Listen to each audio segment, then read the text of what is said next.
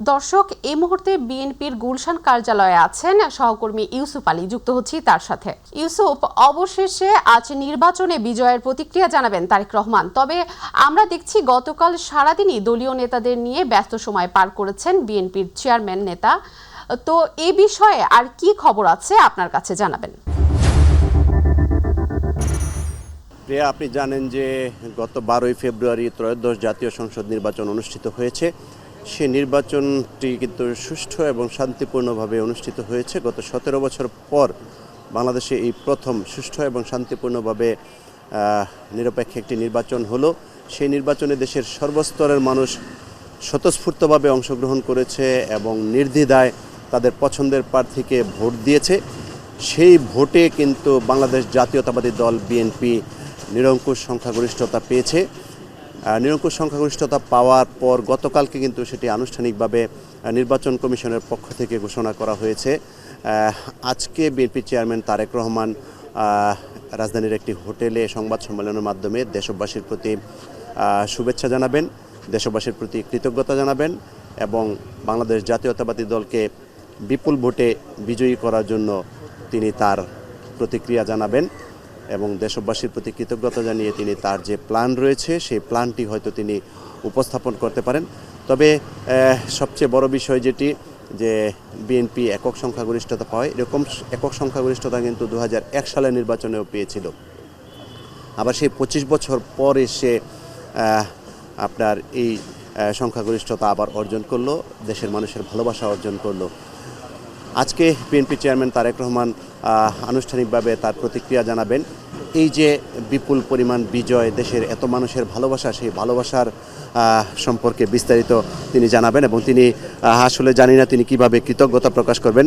তিনি বরাবরই যেটি বলেছেন যে দেশের সর্বস্তরের মানুষকে নিয়ে, সকল রাজনৈতিক দলকে সাথে নিয়ে তিনি নতুন বাংলাদেশ গড়তে চান, যেটি জুলাই অভ্যুত্থানে সারা দেশের মানুষের ছাত্র জনতার প্রত্যাশা ছিল যে নতুন বাংলাদেশটি কেমন হবে।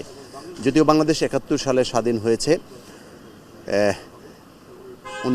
2024 সালের 5ই আগস্ট কিন্তু স্বৈরাচার মুক্ত হয়েছে, ফ্যাসিবাদ মুক্ত হয়েছে বাংলাদেশ, যেটির আন্দোলনে নেতৃত্ব দিয়েছিল ছাত্র জনতা এবং এর মূল নেতৃত্বে ছিলেন বিএনপি চেয়ারম্যান তারেক রহমান।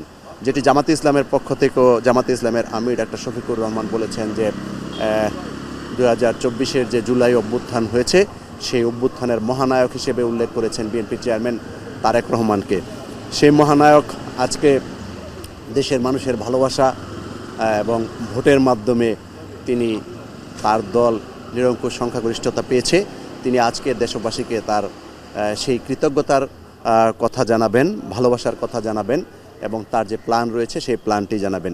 প্রিয়, আপনি জানেন যে বিএনপি সংখ্যাগরিষ্ঠতা পাওয়ার পর আমেরিকা, চীন, ভারত, পাকিস্তান সহ বিভিন্ন দেশের রাষ্ট্রপ্রধানরা তাকে শুভেচ্ছা জানিয়েছেন এবং ভারত যেটি বলেছে যে বাংলাদেশের সঙ্গে বন্ধুত্বপূর্ণ সম্পর্ক বজায় রেখে তারা একসঙ্গে কাজ করতে চায়। প্রতিবেশী দেশ হিসেবে স্বাভাবিকভাবে এমনটি বলা উচিত।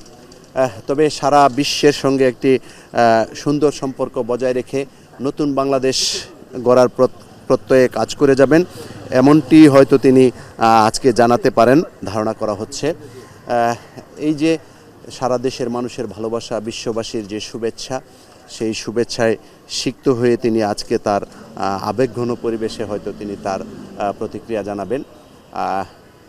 আপনি আরেকটি বিষয় জানেন যে গতকাল বিএনপি যখন সংখ্যাগরিষ্ঠতা পেয়েছে তখন বিভিন্ন রাজনৈতিক দল এবং বিভিন্ন শ্রেণী পেশার মানুষের পক্ষ থেকেও ফুল নিয়ে এসে বিএনপির চেয়ারম্যানের যে কার্যালয় রয়েছে গুলশানে, সেই কার্যালয়ে তাকে শুভেচ্ছা জানিয়েছেন।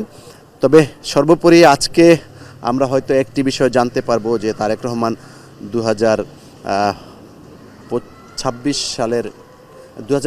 সালের ডিসেম্বরে তিনি বাংলাদেশে এসে যেটি বলেছিলেন যে তার প্ল্যান রয়েছে, আজকে হয়তো প্ল্যানের কিছু অংশ আরও তুলে ধরতে পারেন যে তিনি আগামী দিনের প্রধানমন্ত্রী হতে যাচ্ছেন।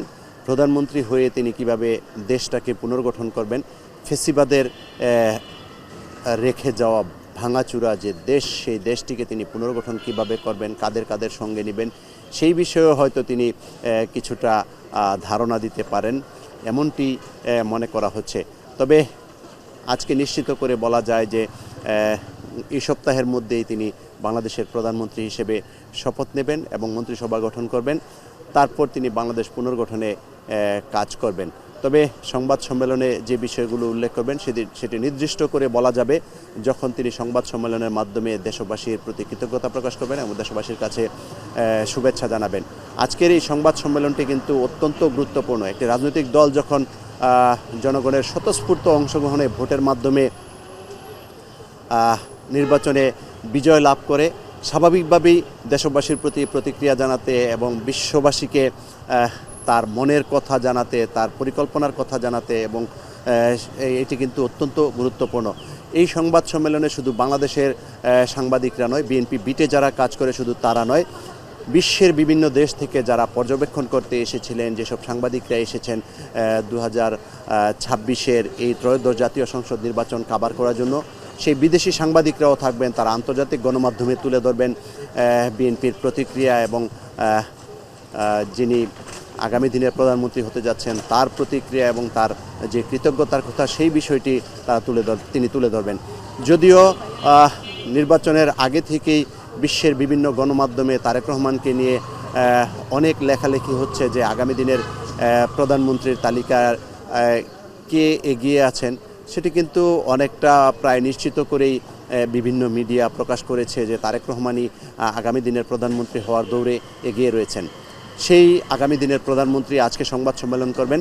তিনি সংবাদ সম্মেলন করার পর বিস্তারিত কি বলবেন সেটি আমরা আবার দর্শকদের আপনার মাধ্যমে জানাতে পারবো। প্রিয়া, গুলশানে বিএনপির চেয়ারম্যানের কার্যালয়ের সামনে থেকে আমার কাছে এই ছিল তথ্য।